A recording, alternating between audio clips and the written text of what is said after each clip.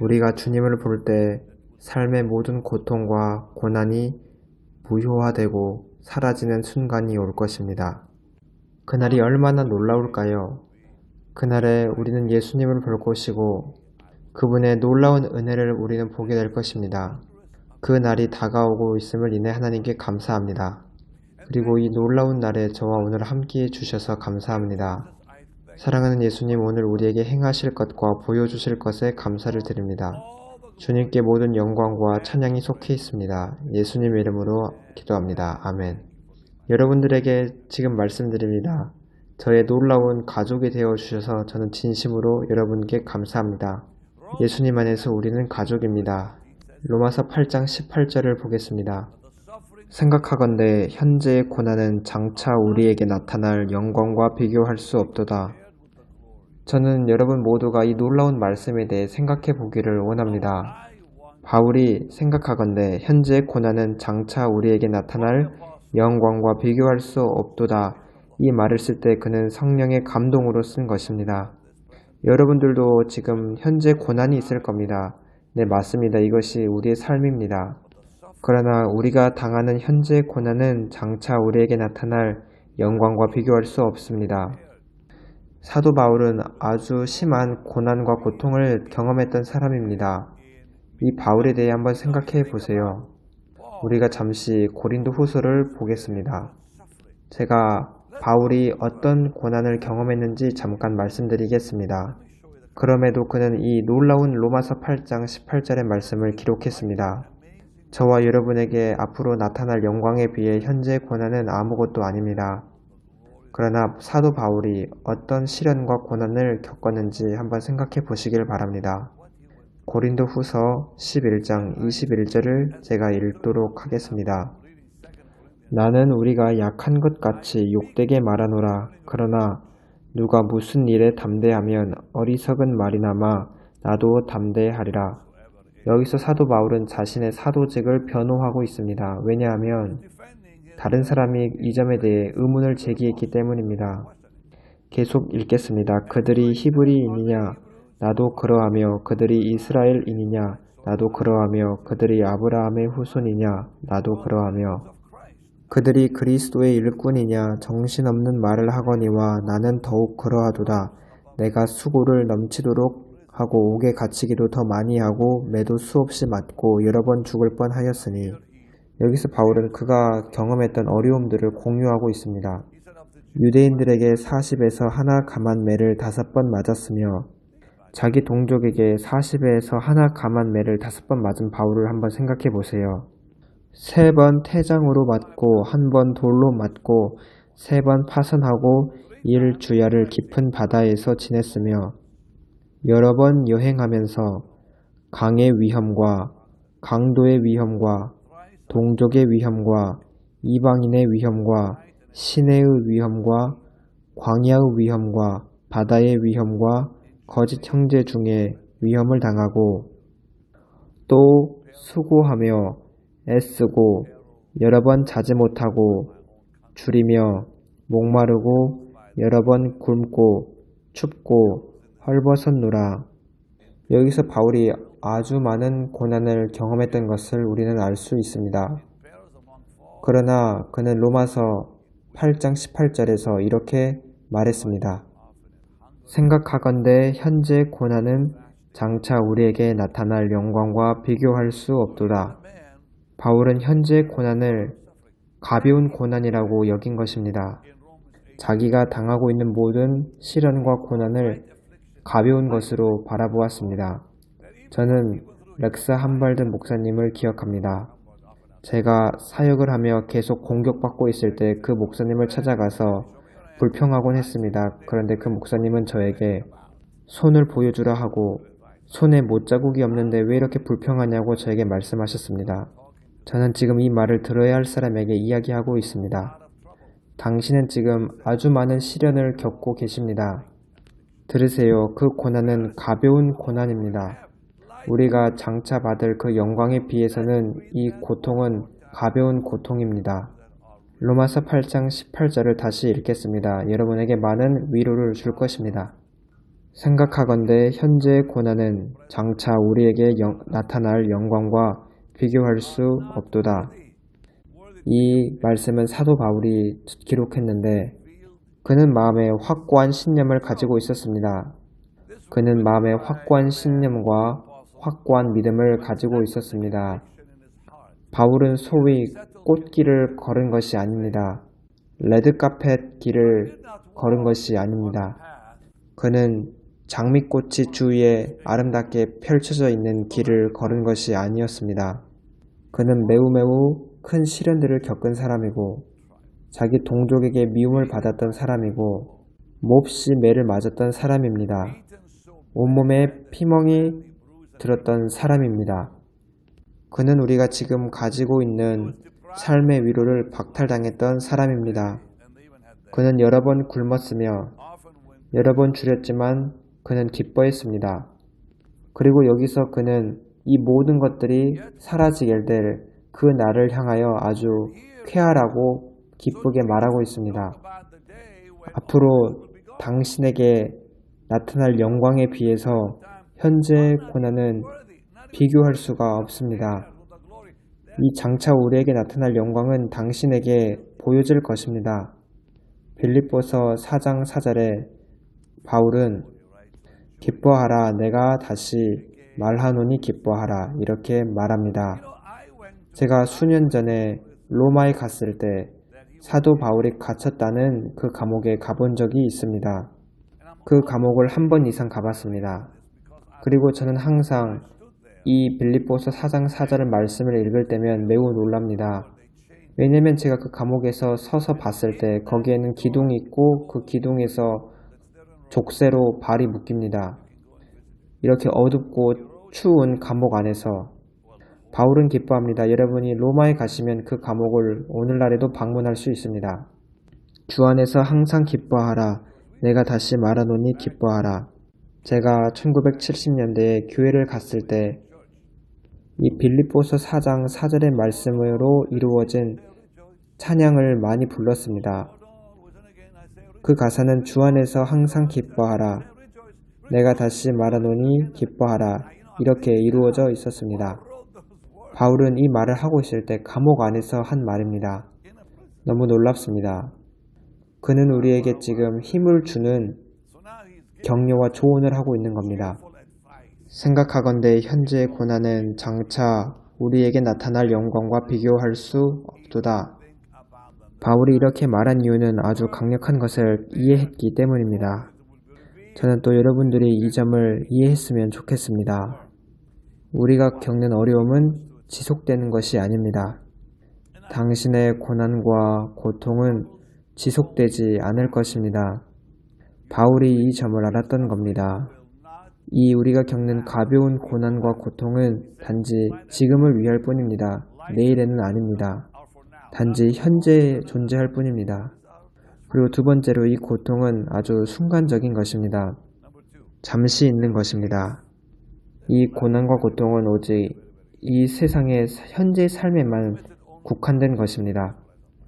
불신자에 대해 한번 생각해 보세요. 그들은 지금 좋은 시간을 보내고 있을 겁니다. 그러나 앞으로 미래에는 불못에서 영원히 고통받을 것입니다. 당신은 어느 편을 선택하시겠습니까? 우리가 그리스도인의 삶을 살면서 경험하는 박해와 핍박과 같은 이러한 짧은 고난과 안 믿는 자가 받는 영원한 고통, 이 둘 중에 어느 것을 가지고 싶습니까? 저는 선택했습니다. 여러분도 여러분의 선택을 하셨을 것이라고 압니다. 그러나 때때로 우리는 자주 있습니다.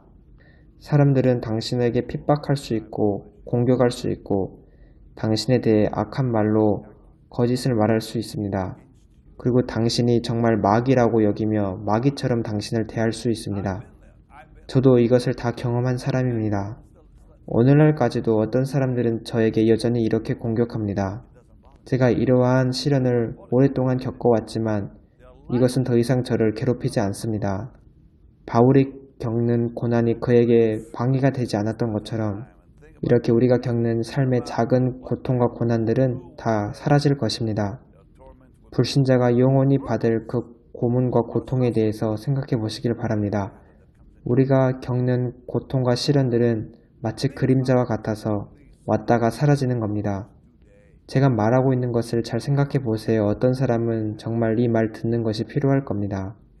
당신의 고통과 시련은 그림자와 같습니다. 단지 그림자입니다.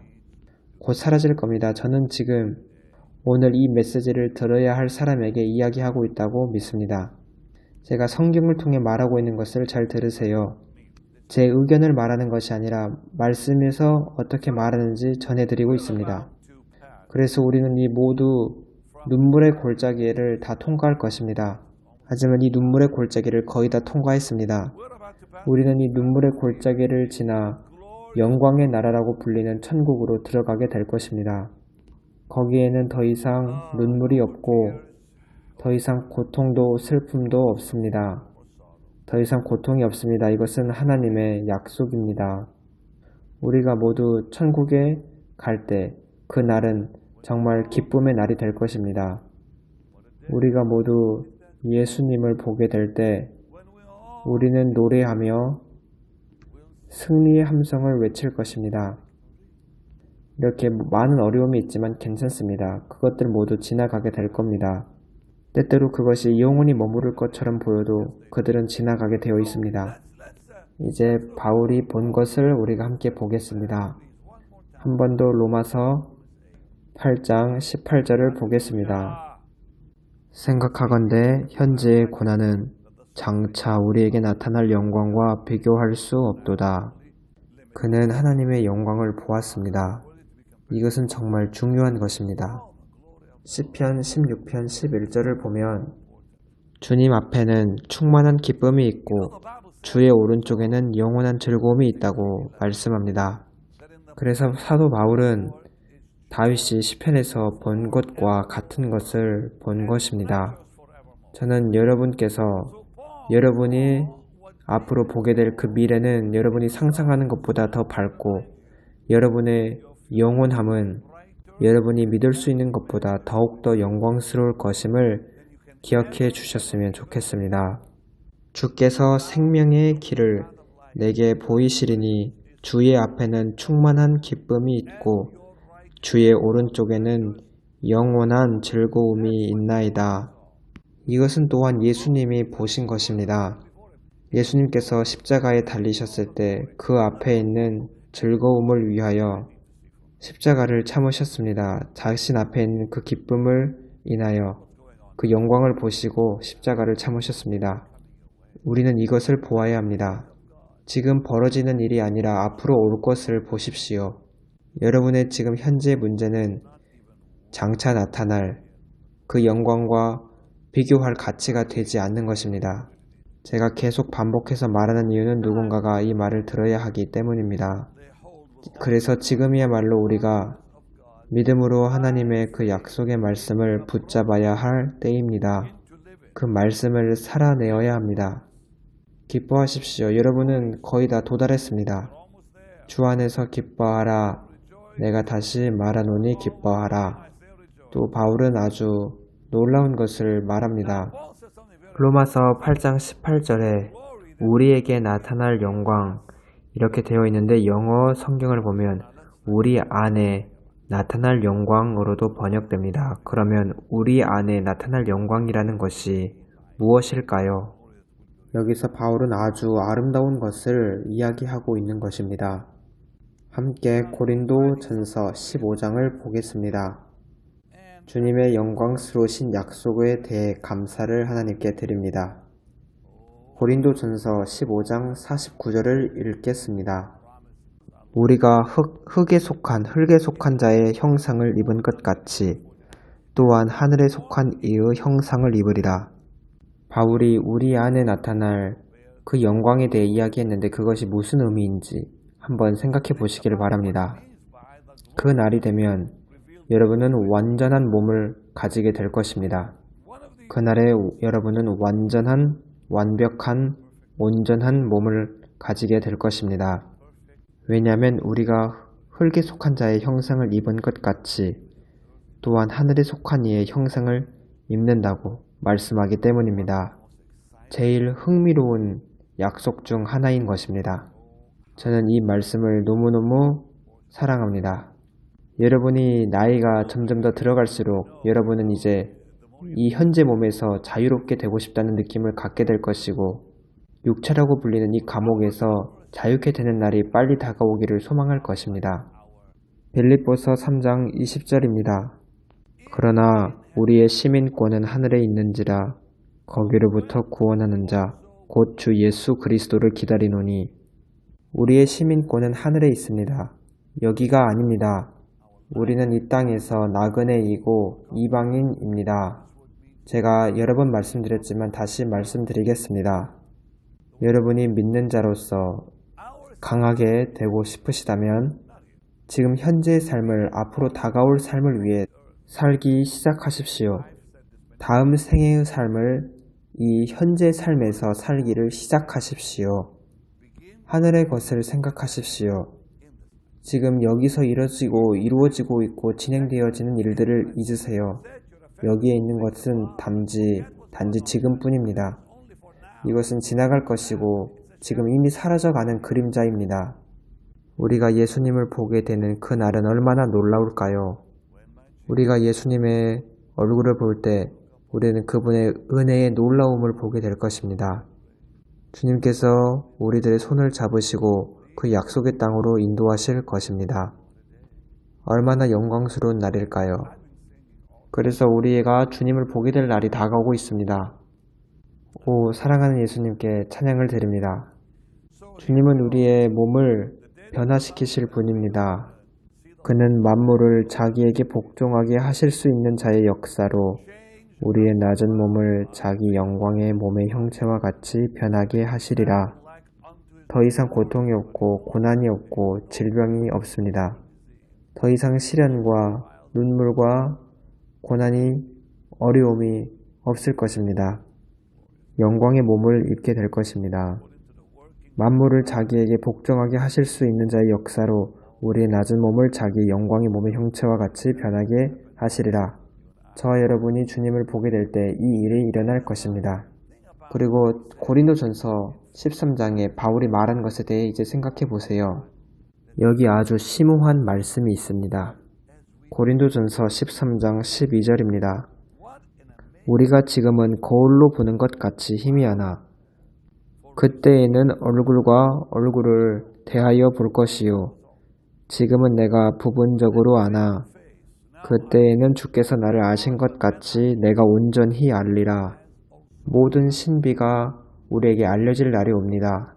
그 날이 오고 있습니다.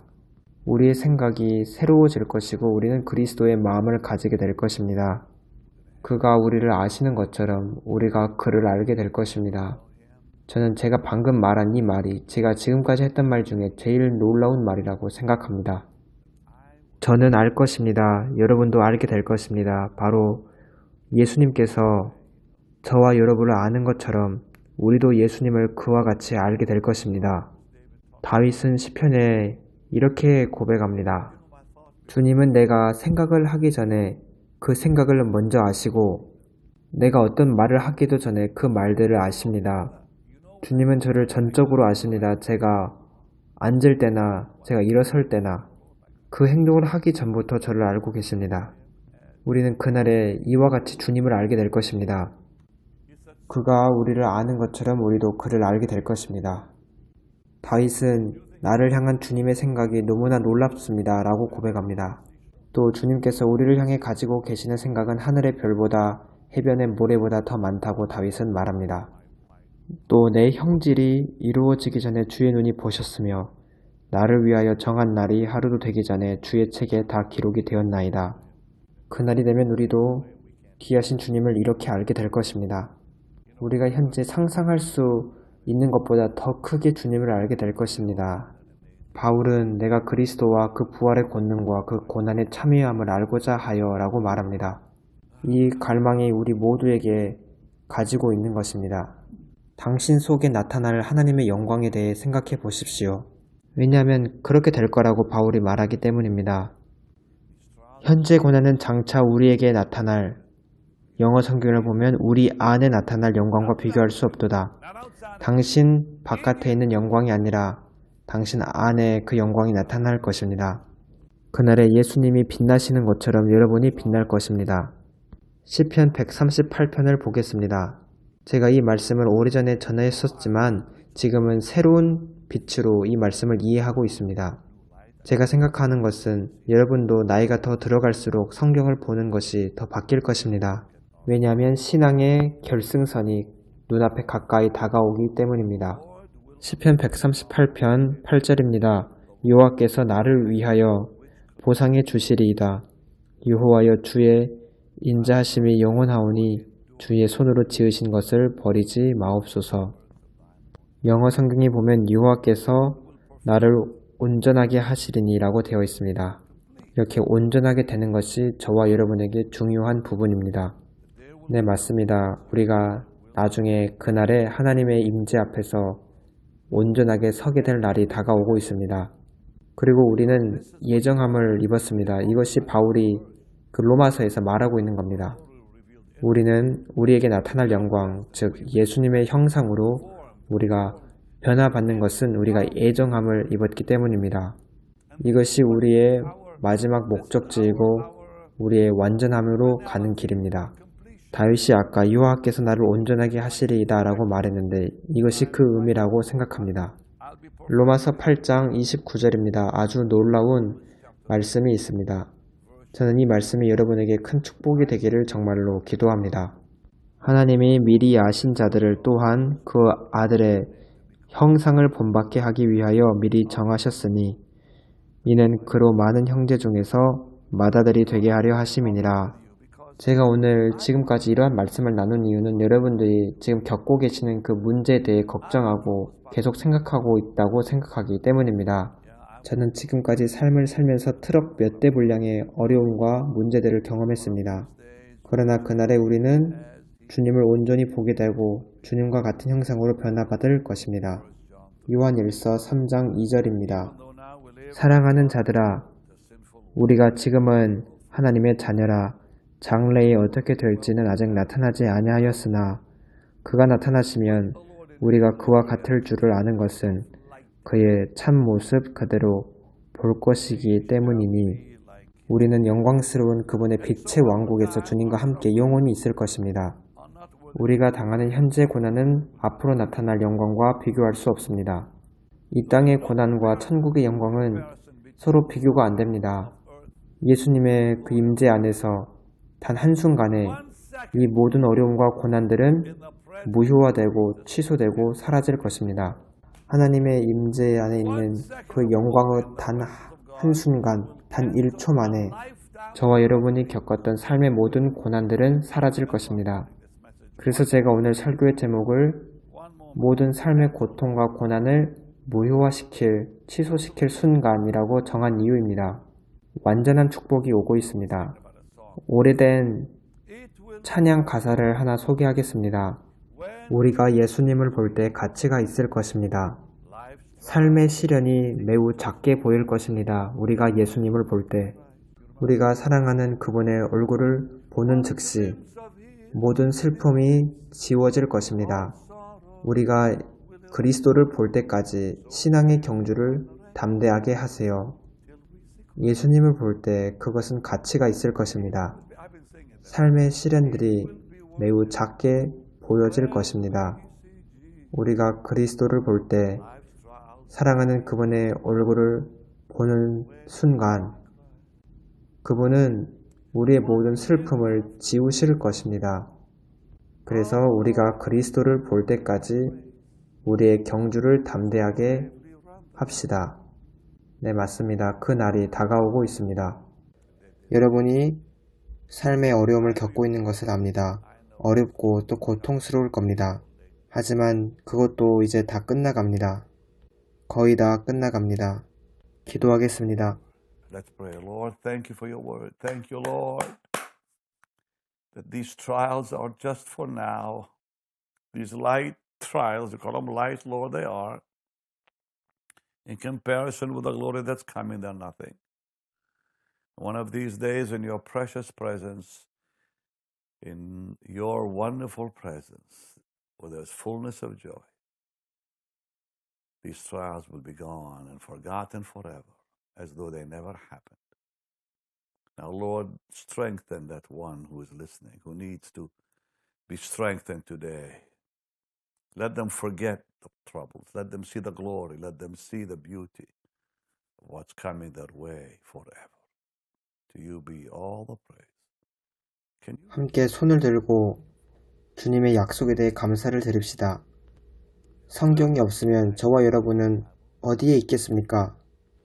말씀이 주는 위로가 없으면 우리는 어디에 있겠습니까? 저는 그 점을 생각조차 하기 싫습니다. 다음 시간에 저는 오늘 메시지와 비슷한 메시지를 전할 것입니다. 제가 제일 좋아하는 성경 구절 중 하나인 로마서 8장 28절을 나눌 겁니다. 다음 시간에 이 말씀으로 은혜를 나누겠습니다. 우리가 알거니와 하나님을 사랑하는 자, 곧 그의 뜻대로 부르심을 입은 자들에게는 모든 것이 합력하여 선을 이루느니라. 다음 시간을 놓치지 마시고 오늘 전한 이 영상을 친구들과 공유해 주세요. 오늘 제가 나눈 이 말씀이 많은 사람들에게 필요할 겁니다. 지금 그들이 겪는 어려움은 앞으로 올 영광의 비교조차 되지 않습니다. 좋습니다. 이제 주님의 일에 드릴 시간입니다. 제가 이렇게 요청하는 이유는 이것이 우리가 주님께 드리는 순종이기 때문입니다. 이것은 우리가 항상 해야 되는 것이고 계속 믿어야 하는 것입니다. 계속 우리는 주님을 신뢰하며 주님, 저의 삶뿐만 아니라 제가 가진 모든 것도 주님의 것입니다 라고 고백할 시간입니다. 이것은 믿음과 예배와 또 주님을 높이는 행동입니다. 주님을 신뢰합니다. 매우 사랑합니다. 주님께 드리기를 원합니다. 또 성경은 말씀하기를 하나님 앞에 빈손으로 나아오지 말라고 하셨습니다. 하나님께 드리는 것은 그리스도인의 삶의 일부입니다. 하나님께 드리는 것은 우리의 본성의 일부가 되었습니다. 우리는 주님께 속한 것을 드리는 것입니다. 우리는 매일 우리의 삶을 주님께 항복합니다. 그리고 우리가 기회가 있을 때마다 우리는 주님께 드립니다. 우리는 하나님의 왕국의 씨앗을 심습니다. 왜냐하면 이것이 앞으로 내일의 어려움으로부터 우리를 보호하는 방법이기 때문입니다. 우리가 하나님께 드릴 때 우리는 받고 또 드릴 때 우리는 또 받습니다.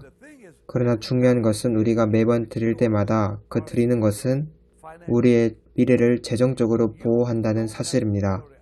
여러분이 오늘 드리신다면, 심으신다면 앞으로 미래에 있을 재정적 어려움에 대해 걱정할 필요가 없습니다. 왜냐하면 오늘 여러분이 심으실 때 그 문제는 자신을 드러내지 않을 것이기 때문입니다. 다니엘은 시험이 다가오기 전에 미리 기도했고 시험이 다가올 때 하나님께서 처리하셨습니다. 기도는 삶의 문제가 우리로부터 다가오는 것을 막습니다. 그리고 하나님께 드리는 것은 재정적 문제가 다가오는 것을 막습니다. 우리가 심을 때 수확이 오는 것이지 문제가 오는 것이 아닙니다. 물론 시련과 환난은 다가오지만 그것은 우리에게 가까이 오지 못합니다. 하나님께서 자신의 것을 보호하시기 때문입니다. 내가 어려서부터 늙기까지 의인이 버림을 당하거나 그의 자손이 걸식함을 보지 못하였도다. 우리가 또 드리는 것은 주님을 사랑하기 때문이지 우리가 욕심이 있어서 드리는 것이 아닙니다. 우리가 사랑해서 하나님께 드리는 거지 어떤 것을 하나님으로부터 되돌려 받기 위해 드리는 것이 아닙니다. 과거에 내가 하나님으로부터 더 큰 추수를 받기 위해 나는 씨앗을 심는다 라고 말했다면 그것은 잘못된 것입니다. 우리는 사랑하기 때문에 드리는 것이고 그럴 때 하나님은 우리가 바라지 않았는데도 추수를 가져다 주십니다. 수확은 다가옵니다. 이것은 하나님의 법입니다.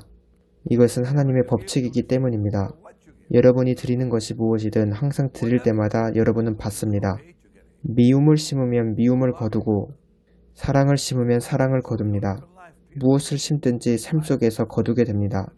우리의 삶은 심고 거두는 것이 영원히 반복됩니다. 우리가 오늘 심는 것은 다음에 반드시 돌아옵니다. 그래서 오늘 여러분의 재정을 하나님께 드릴 때 주님의 일에 심을 때 여러분이 재정적으로 축복을 받을 것을 하나님은 확실하게 하십니다. 또 많이 심을수록 많이 거둡니다.